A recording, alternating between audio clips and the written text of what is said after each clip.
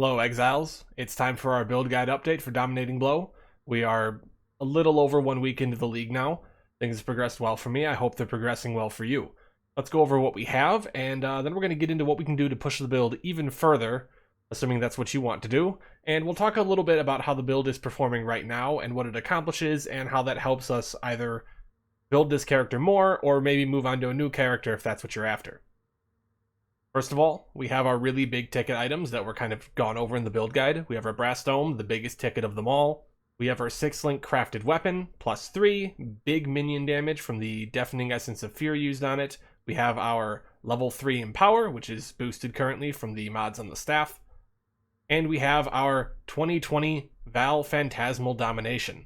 Very important, really boosts the single target, but not entirely necessary. No, Vaal Domination has really made up for a lot of what this build was missing.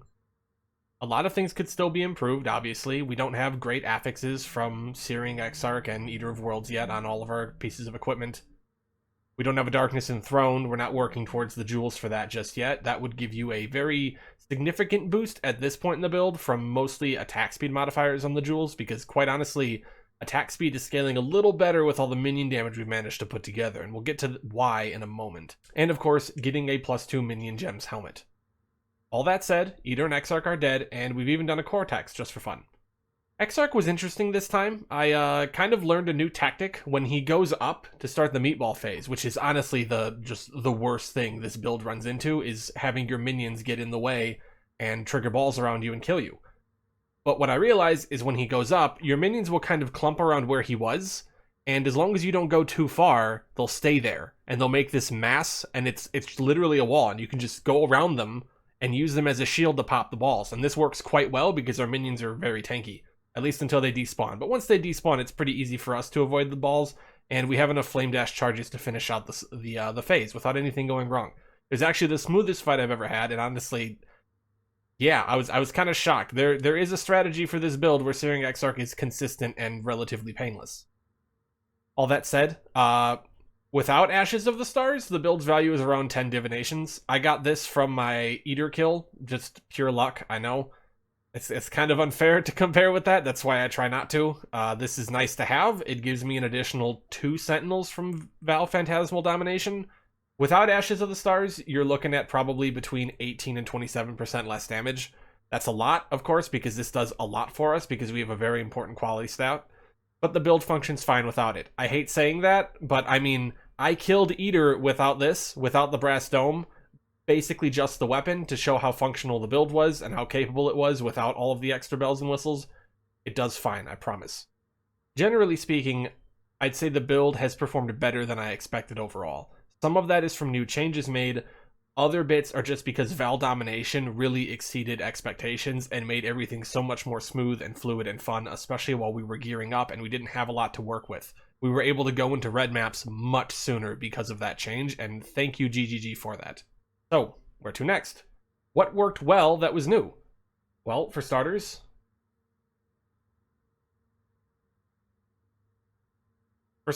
the staff block mastery is actually a lot better than I gave it credit for. We don't have a ton of attack block all the time, right? 40% of the time it's basically capped. The other 60% of the time we have like 24%. And yet it still helps a lot with the clear. If you're having some survivability issues with mobs overwhelming you in huge numbers, try this note out. It'll help you a lot.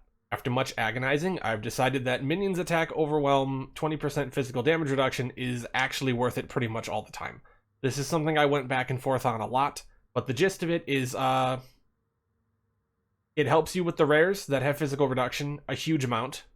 It doesn't really do anything for any other mobs, but that's okay because the other thing it helps you with is bosses, and those are the 2 things where you really need it, and that's what it's there for, and it helps a lot. Moving over to the more theoretical side of things, I have an update for our solo self-found crowd. I have kind of simulated a much easier to obtain body armor or builds that just really can't get their hands on a Brass Dome. This is, in a perfect scenario, maybe even better. Otherwise, what we have here currently, just very strong armor rolls and a Gravicious Craft on a phys damage reduction good base, actually results in a body armor that has more physical damage reduction overall than Brass Dome. And the reason why this whole thing kind of works out is once you have it equipped, you go to the life mastery and you get to pick up this. And that brings your life up much higher, and that kind of covers the difference. You're a little weaker against elemental, which is unfortunate. This body armor is going to serve you basically as well as the brass dome, if not just as well, maybe even better depending on the content that you're doing. As a little shout out now, I want to talk about a member of the community who came to me with an idea that he had for the build that was honestly very impressive. Game of Games brought up Spore Guard, and this was an item that I kind of completely overlooked, but I wasn't looking at it from the perspective that really explains why this item is great. It does require, for the optimal setup, kind of an expensive addition to the build. As you can see, this item can be anointed by Cassia, and what you do is you go for an extra curse, and then you try to get a corruption on your gloves for curse with enfeeble on hit. This is kind of difficult, I'll admit. You're already trying to balance that +1 non-Vaal strike skill modifier. Difficult? Sure, but even without the enfeeble, the survivability with this item is fine. There's no huge loss. Also, the chaos res is just very nice. It has great life stats built into it, and it's got a great armor and energy shield roll. What makes this chest amazing, though, is that it gives you corpse explosion effects on enemies that you kill. And this basically changes the build from being a generalist almost to specialized for hyper clear content. Things like Delirium or Blight or just anything where that corpse explosion is going to have a huge impact. And if you did do this, I would recommend probably picking up Spiritual Aid, because we have a ton of minion damage at this point, and I'm pretty sure that will affect the corpse explosion effect on this, unless I've understood how this works wrong all these years, which that did happen with one thing. We're going to get to that in a moment. Now, one question you've probably had is Forbidden Flame and Forbidden Flesh. Are there other Templar Ascendancy nodes out there that would have a huge impact on this build? Short answer, not really a huge impact, but an impact nonetheless. The two that I found that seems to be the most useful would be Sanctuary from Inquisitor and Sanctuary of Thought from Hierophant. Yes, one is just called Sanctuary and the other is called Sanctuary of Thought. I actually never realized that before. It's kind of funny, but it is what it is. Sanctuary of Thought is pretty great because you can basically cut the reservation wheel here and pick it up, and it'll cover it and also give you more mana efficiency and give you a big boost in energy shield. The downside is that losing this node is actually a pretty significant loss of DPS because it nerfs our pride a little bit. And I don't just mean like how we feel about the build performing, I mean actually the aura pride gets a little bit worse. Alternatively, you can do the same thing, cutting these nodes and picking up the mana mastery. Again, this kind of requires Ashes of the Stars because you need that extra reservation efficiency. But this gives you the 4 points necessary to pick up the jewel slots and run Sanctuary. And Sanctuary is a bit more impressive because it's actually a DPS increase, because the consecrated ground damage is bigger than the loss to pride. And we have consecrated ground around us while stationary, which means that when we're tanking a boss, we have an additional 5% flat life regeneration. That's really good. Is it big enough to warrant going after? That I'm not sure about. But it is an upgrade. It will increase your damage. I want to say it was something along the lines of 6 or 7% damage increase on top of like a regen gain. So it's not useless. It's probably worth going after if you're really trying to super min-max the build, but otherwise I wouldn't worry about it too much. In the original build guide, I talked about how good Awakened Melee Splash was, but we should probably talk about how good the other Awaken Gems are. Awaken Multi-Strike is probably the best increase. It gives you a lot of damage over the standard Multi-Strike. Awaken Melee Fizz is a damage increase. It's not a very big one. Awaken Brutality is a bit more interesting. It doesn't look like a big DPS increase, but when you take this and you get it to level 5, you can crush enemies. And that really doesn't do much for us right now, but it does save us a skill point because we can remove the minion's overwhelm physical damage reduction mastery. So that's pretty good. Additionally, and I've done a video on this already because I was kind of shocked, Elegant Hubris is actually easier to get these days than it was back in the past because we have calculators that let us look at what they do and we can search out the exact seed we want. We can very easily get a huge bonus to increased minion damage on our build for this gem slot. This is kind of why this whole part of the tree is justified, is because this jewel slot is super efficient here. And this is a lot of damage. I think even in the worst case scenario, it's basically 120% increase. That's like crafting another weapon's worth of minion damage onto your build and slapping it in there. Very effective. This cost about a div, and it was about the same for most people I heard who were commenting in the video. I don't know if that price is held. After all, when I talked about staff crafting, it seems like the price of staffs got a little more expensive. So hopefully that holds. We will talk about staff crafting in a moment. For anyone who missed, the introduction of fractured mods in our crafting process allowed us to target crafting with deafening essences of fear, which give us a much bigger minion damage roll. This was another huge improvement over the old version of the build because you get about 50 to 60% increased minion damage over the old version of the staff. Unfortunately, my staff did not come with an open suffix, so I'm still missing the minion attack speed craft, and with all the minion damage I have right now, that craft is worth a lot more, so that's probably one of the things I'd have to upgrade next. Going into minion survivability, I haven't had issues. The whole point of the build running the staff is that you get those extra levels and it gives you just that bigger HP pool on your minions to work with. Very rarely do I ever see them get into trouble, and generally I have enough damage to deal with whatever's doing it. They don't ever get into trouble on bosses specifically.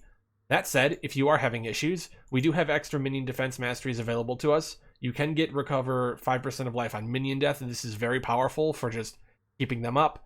Leech can also be very powerful because they do a lot of damage. As you can see right there, the leech rate is about 1,000.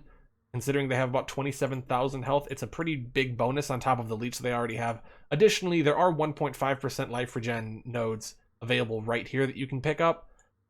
Personally, if you do have to take these, I think you're going to find that it's a temporary thing until you get more gear elsewhere. So, Scourge and Shield has been an alternative that often gets brought up. It's very strong, I won't deny it. I want to say the strongest thing about it right now is that you get access to more minion Crucible mods.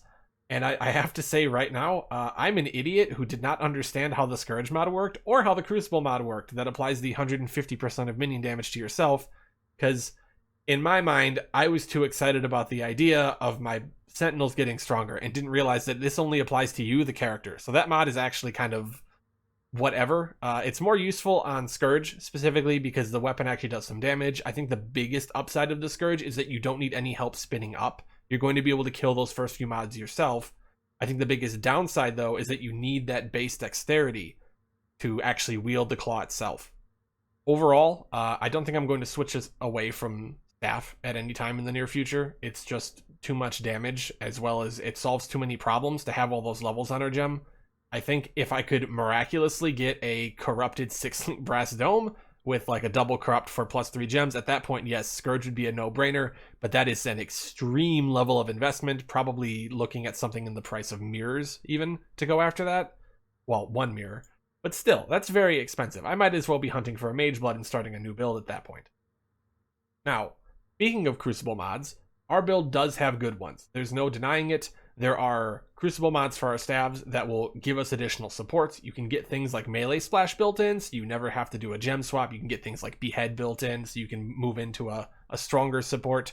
I think Impale was on there, which is good. It's not as good as if you like had the actual support, because quality is an important component of that support gem, but it's still a big DPS increase. The king of DPS increases, though, from our Crucible tree, though, is +1 strength gems. All of our primary supports are strength gems. They all gain 1 level. That includes our primary skill and empower. It's effectively +2 levels for our setup.